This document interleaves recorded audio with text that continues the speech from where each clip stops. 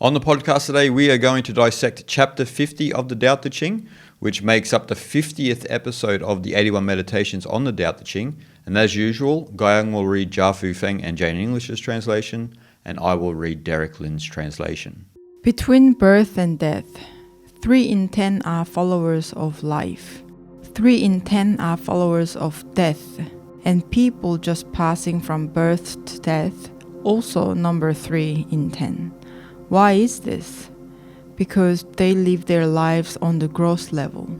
Those who know how to live walk abroad without fear of rhinoceroses or tigers. They will not be wounded in battle, for in them the rhinoceros finds no place to thrust its horn, nor the tiger to use its claws, and weapons no place to pierce. Why is this? Because they have no place for death to enter. Coming into life, entering death. The followers of life, 3 in 10. The followers of death, 3 in 10. Those whose lives are moved toward death, also 3 in 10. Why? Because they live lives of excess. I've heard of those who are good at cultivating life, traveling on the road. They do not encounter rhinos or tigers.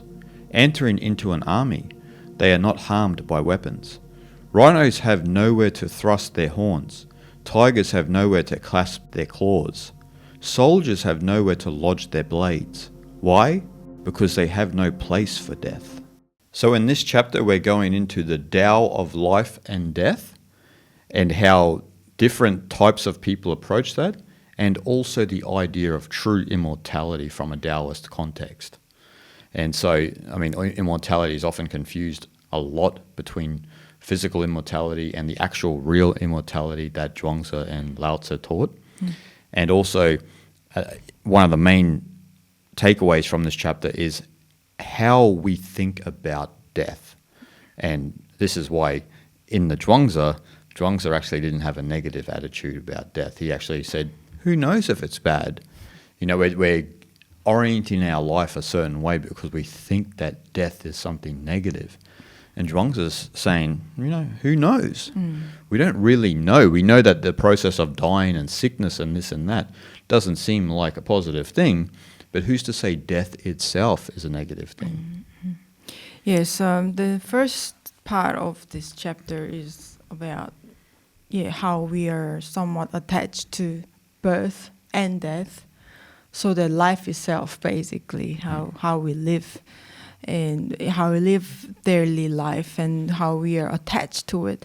And the second paragraph is about individuals who are not attached to life and death, and how fearlessness brings into life that you become unwounded in the battle, and there's no use of claws for tigers because you cannot hurt that individual, right? Yeah. Because you are going beyond the concept of death and birth at the same time.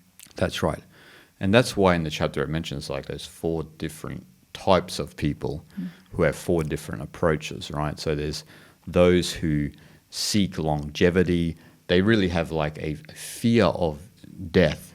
So, and this is very popular in the modern day, right, where people are so obsessed with longevity because of this innate fear that many people have of death. And so there's this orientation towards like a health obsession about like what's good for us and what's bad for us, and it becomes very obsessive, which becomes actually a stress in and of itself.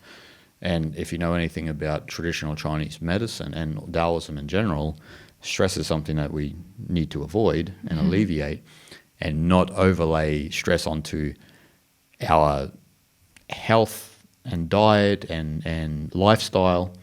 And so there's those type of people, right? There's the ones who are focused on longevity, and then there's the ones who are risk takers. So they seem like they have a death wish, and so they will push the boundaries of life. And we know these people in the modern day, right? There's a lot of extremists in the world who will go skydiving, they'll jump from the edge of the atmosphere into down to earth, and you're asking for trouble, right? And then furthermore, there are those who want to live a life to its fullest. Yes. So, and this is actually what's actually promoted a lot in the world, right? That this kind of hedonistic lifestyle where we live a life of excess. And so the irony here is, as Lao Tzu points out in this chapter, those who live that life of excess often have their life cut short. Even though they're having all of these great experiences according to their own perspective of life and so forth and so on, we live in a world of checks and balances. You can't just be drinking alcohol all day and partying all night and think that that's not going to catch up with you in the long run. And so those are the three that are kind of caught in the web of either fear of life or fear of death, and an over-appreciation of life. And then there's the fourth, who are the Taoists, who are just like Zhuangzi. It's not that they have a fear of death, they're completely untouched by what death is, and they live life according to their own nature without overanalyzing their own existence and the nature of the world around them. Yes. Yeah, when we say people who live their life in its fullest, yes, I can sympathize with that idea, because we can all talk to ourselves that this life is just once, so why not just to take it to the next level and do everything that you want, and it's just a given one opportunity, so they make full of it. But behind that, what's reside on the other side is that actually the fear of not having that life, right? Yeah. Fear of losing that life, so that that sort of way of thinking is actually more so to come from the idea of fear of death, and at the same time also you're attached to your own life as well. Yeah. So actually it's not entirely coming from how you take your life as an opportunity. If you do take life as an opportunity, you will actually be more aware that you should not attach to your life. Of course, we should live our life full of love and appreciation. That's given, right? Course, yeah. Because no one is alive in this world because they wanted to be born, right? No. So it's our lives are given to us, so that we should treat it accordingly with full love and appreciation. But that doesn't mean that we should be attached to it. Actually, we need to treat our life love and appreciation. That is why actually we should not be attached to it, actually. Yep. So that means that you are following the life as it should, as the universe takes you to kind of a journey. And when time's up, also that is part of our universe's plan. Yep. That the universe has for everyone, for all of us, right? Yeah. You're born because that is the course of nature, course of universe. And you live and you die. That also part of our course of nature.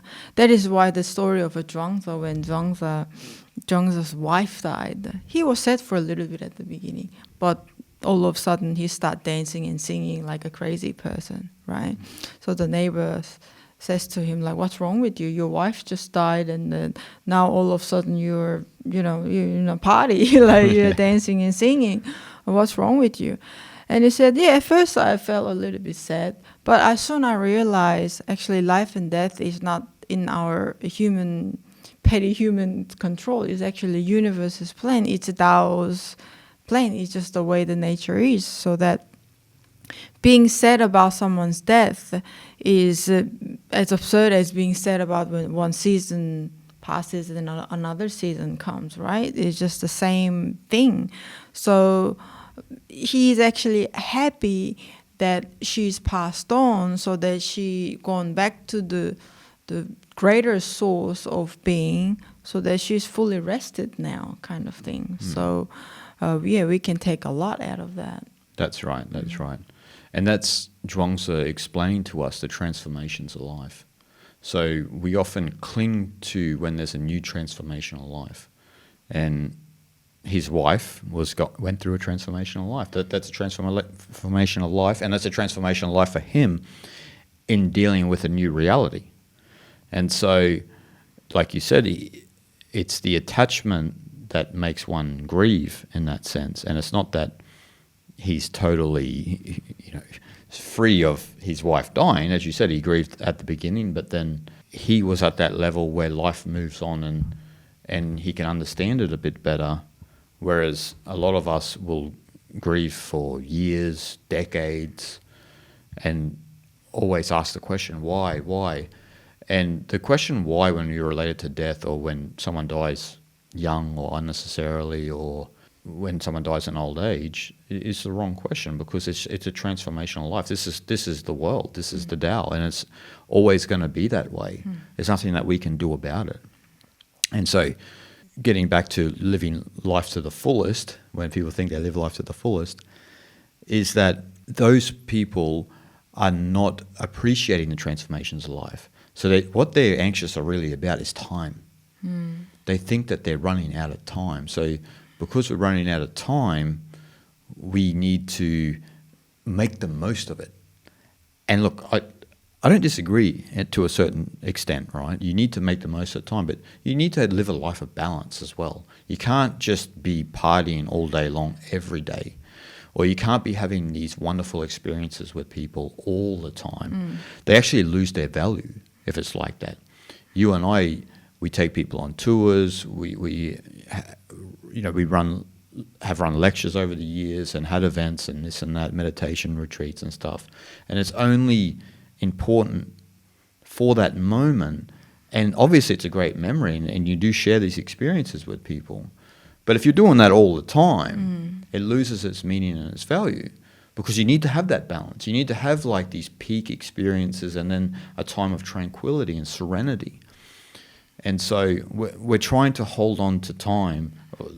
That group of people particularly, the hedonistic group of people, are trying to hold on to time. And I often think about death in the context of like how a dog sees death, right? And a lot of people are so fearful of death, where they kind of overappreciate their life in a sense. Where if you look at a dog has a big emotional center, right? But it doesn't have a big intellect. And so we are the complete opposite. We have a smaller emotional center, a big intellect. And so they don't dwell on what's going on. They are living their life. They know something's not as vigorous as it was in the earlier days, because, they're getting older and Gets a bit slower, but they don't have a concept of death. They're just moving along with the transformations of life. And it's because of our big intellect, our big prefrontal cortex, where we overanalyze it. Whereas Zhuangzi and Lao Tzu are kind of saying we need to kind of revert back more to a dog's mind, where we just sort of are moving with the universe as a piece of the universe, but not under this hypnosis that we are a separate aspect of the universe. That's where we fall into these traps. You need to understand you're a piece of the universe. The universe is doing you. You aren't doing it. And so just because you have this subjective viewpoint doesn't mean you're running the show, because the qi, the prana, is moving through according to how the Tao sees fit. And we don't have any control of that. That is just what's happening. And our life is panning out according to the environments we grew up in, and so forth and so on. And so then what we do is we try to cling to this certain life we've made for ourselves and think that this is going to be it forever. And then we cling to the certain relationships we've had, and we think that they're going to last forever. And it doesn't mean that your life is not important and these relationships aren't important. It just means that they don't last forever. You just got to get your head around that. So when you fully realized that your life is actually not entirely yours, it's subjective experience, but somewhat borrowed at the same time as well. That's when we can all appreciate and enjoy life in its fullest, I think. And you will be able to get the real juice out of it. Yeah, of course. Because, you're not attached to your own life, as in your things. You think that is yours and your life, and you think that you are in control of. But again, how many times we fail when we try to control certain things.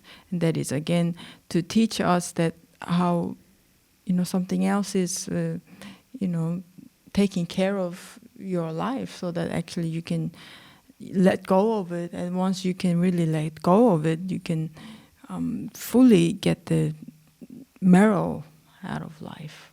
That's right. That's right. So you've just got to move with life as a piece of it. You've got to be one with the river. And that's what Lao Tzu and Zhuangzi are trying to explain to us, particularly in this chapter. It's about getting out of that mentality that the world is against you and you have to cling to life or death and this and that. You just need to move with life and dance with it. And I would say, to speak to what you were saying, when you and I say live life to the fullest, we mean live a life of balance and peace and harmony. Obviously, there are moments of joy and maybe moments of sadness, but you're still moving along with life with a sense of equanimity and balance in your life. And I think that that's what living life to the fullest really is. Instead of partying all the time, maybe like traveling all the time, or doing something all the time that's very active and keeps your mind engaged. Sometimes we all know that we do need some rest periods and so forth and so on. You can't be on all the time. It just doesn't work. And people are noticing that in this day and age, where people are trying to work all the time. They're constantly engaged in something, and then people experience this new phenomenon of burnout, which didn't actually exist once upon a time. So. Yeah, I have this Buddhist saying, if I were to borrow. In Buddhism, once it was said, one who dies before death will not die when one dies. Yeah, so here is one who dies before death, meaning as your ego, the jiva in Sanskrit, as you think that as in you as separate from the universe, that kind of subjectivity has to die first. Then actually when you actually physically, mentally move on, you don't die. That's that true immortality in a sense. That's you are reaching the real sense of eternal life. That's right. That's right. And that's the spiritual path in Taoism, isn't it? It's about ending that jiva, or down-regulating it, so that you become one with the Tao, so it can move through you and push you along and this and that. And that's when you're liberated from life and the fear of death. You are liberated from both, actually. And so you move along with life as one with the Tao. And when this life is ready to end, you are ready. And that's the point, right? Like, because you've gone through that death already, as that Buddhist saying said, when this body dies and this mind goes, you've already gone anyway. You've checked out early. But that's what a jivan mukta is in Sanskrit, right? That's liberated while alive. You've experienced this type of liberation. And this chapter is pointing out that if you've had that type of liberation from that fear of death, then there is no weakness within you that others can exploit. So we often have these innate weaknesses because we have a fear of death and we're not comfortable with our position in life and this and that. And sometimes others sense that, and maybe even a social media company can sense that about a large population and exploit that and use you in a certain way, and you don't even know it. But if you don't have that fear of death, there would be no weakness within you because you've already eradicated the greatest fear that most people have. How could you be exploited? It's impossible. Yes, that's a good point. Actually, the fear of death is what we could count as one of the highest in a rank. Yep. I guess we are all fearful of doing public speaking. That one's actually higher these days. That's higher than I guess it's more of your like an ego gets hurt, and that's what you're fearful of. But ultimately, I guess fear of death is as close as the other way around. Public speaking is as fearful as death, I should say. I think. Anyway, so the fear of death is what everyone is fearful of, right? So actually, the social media companies and advertising companies are actually using the fear against us as in turns into a consumeristic mind, isn't it? Like, That's right. Yeah, so that's the another thing. Yeah. Yeah, maybe they need to change the book of the way and its virtue to the book of the way and its virtue and overcoming the fear of public speaking. It's the sequel to the Tao Te Ching. That's right. But that's the world we live in now, right? Like, because of the fear of your personality or something being exposed, or maybe you being in the forefront of other people. Actually, people are perfectly fine to be out in public online. Isn't it a different dynamic, right? So people can have a YouTube channel, right, and be out in public online. But if they're in public in the flesh, in front of people, it's a different dynamic. And, you know, from my own experience of public speaking for 15 years now, from when I first did it, when I was nervous as hell, to now, which is just like riding a bike. But it is a real thing. But for me, it was never equated to like the fear of death. It was just something that needed to be overcome. And I think that sort of statistic might be also over-exaggerated, to be honest. But because I'm pretty sure if you ask someone today, like, you got two choices: you can speak in front of people, or you can take the gravy train out of here. You speak in front of people, yes, right? Yes. So, like, for example, the fear of public speaking is equated to the fear of death because the person, the ego, is being exposed. And so a lot of people, and the ego itself doesn't want to be exposed. The ego itself wants to survive. It doesn't like that Buddhist quote that you mentioned. It fears that. And so being exposed in the public, the ego being exposed, there's a chance for criticism, there's a chance for you to be scorned, and so there's a chance for part of your ego to die, or to at least be bruised, right? And so that's why it can be overlaid into the fear of death a little bit. But it's the death of the ego here, not the death of, not the actual death of the physical and mental body. Yes, yes. And so this chapter really hones in on that factor. And as Zhuangzi said, and as you mentioned with the wife story, that we don't really know what happens with that transformational life. And so we usually are not negative about a lot of different transformations of life, but that one transformation of life, whether it's our own death or the death of others, Yes. that's the one that we find it hard to overcome. And so Zhuangzi and Lao Tzu here are saying that fear of death is actually nothing to be afraid of. Yes, nothing to really afraid of, yes. Yeah. The more immortality is in true spiritual sense, not so much of a physical sense as in some religious Taoist to speak about, but it's real spiritual sense of immortality, which can only come about when you are free from your own ego. That's right, that's right. And that's a good point, because we need to dissect between the differences between Zhuangzi and Lao Tzu, the actual real Taoism, and the Taoism in China that became Chinese folk religion, which is mixed with taking elixirs and certain rituals and so forth and so on. As I think they have taken the idea of immortality as in too much of a literal sense, as in physical immortality, so that they do all these tricks and like a good luck charm and all these oracle tricks and all that sort of things. But again, the true sense of immortality here we're speaking about is the going beyond the physical form. That's right, that's right. And that's what Lao Tzu and Zhuangzi were teaching. And it's about that death of the ego before the actual death of your physical and mental body.